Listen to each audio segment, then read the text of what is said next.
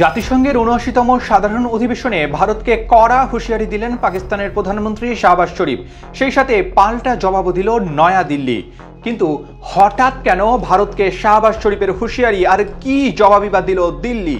জাতিসংঘের সাধারণ পরিষদে ভারতের নিয়ন্ত্রিত জম্মু কাশ্মীর ইস্যু নিয়ে পাকিস্তানের প্রধানমন্ত্রী শাহবাজ শরীফ অভিযোগ করেন, ভারত জম্মু কাশ্মীর নিয়ে নিরাপত্তা পরিষদের প্রস্তাব বাস্তবায়নের প্রতিশ্রুতি থেকে সরে এসেছে।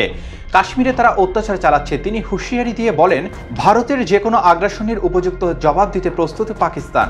শাহবাজ শরীফ বলেন, ভারত শান্তির পথ পরিত্যাগ করেছে, পাকিস্তান সেই পথে হাঁটতে চায় না। কাশ্মীরি জনগণের মিথ্যা ভারতীয় পরিচয় প্রত্যাখ্যানে দৃঢ় প্রতিজ্ঞ।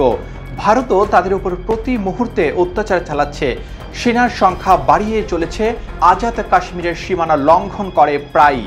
ভারতীয় আগ্রাসনে কঠোর জবাব দিতে প্রস্তুত পাকিস্তান। এই মুহূর্তে জম্মু কাশ্মীর বিধানসভার নির্বাচন পর্ব চলছে। ৩ দফার ভোট পর্বের ২ দফা নির্বিঘ্নে কেটেছে। শেষ দফার ভোট আগামী ১ অক্টোবর।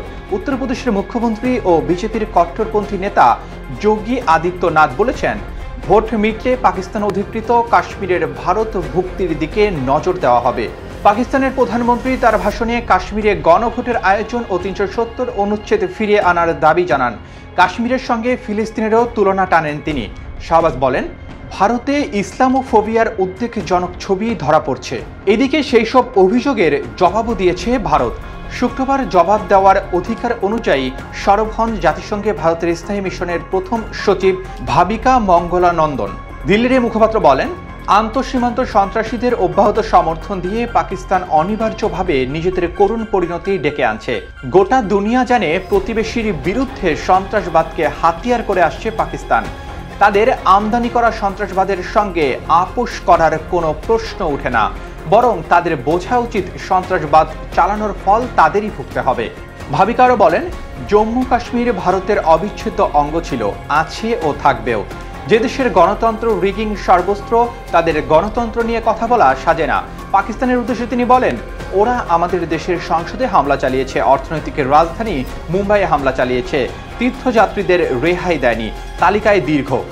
হিংসার বিরুদ্ধে সেই দেশের সমালোচনা চরম ভণ্ডামি ছাড়া অন্য কিছুই নয়। ভাবিকা বক্তব্যে আরও উল্লেখ করেন, পাকিস্তান সেনাবাহিনী দ্বারা পরিচালিত হয়, তাদের সন্ত্রাসবাদের কথা সবার জানা। যে দেশে মাদকের কারবার চলে, তাদের কি করে সাহস হয় বিশ্বের সবচেয়ে বড় গণতান্ত্রিক দেশ ভারতকে নিয়ে সমালোচনা করার? কাশ্মীর ইস্যু ভারত পাকিস্তানের সবচেয়ে বিতর্কিত ইস্যু।